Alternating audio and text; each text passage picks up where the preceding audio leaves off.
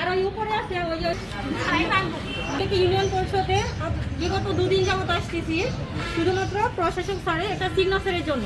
এখন 10:30 থেকে আমি এখানে উপস্থিত, এখন বাজে প্রায় 12:30 প্রায় 1টা নাগাদ। এখনও ওনার স্যারকে ফোন দিলে ফোন রিসিভ করছে না, বন্ধ পাওয়া যাচ্ছে বা বলতেছে মিটিংয়ে ব্যস্ত। কিন্তু স্যার কখন আসবে?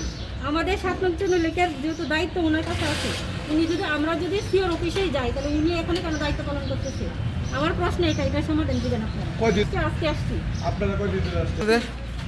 হ্যাঁ 3 দিন ধরে। 3 দিন ধরে। আচ্ছা কার কাছে?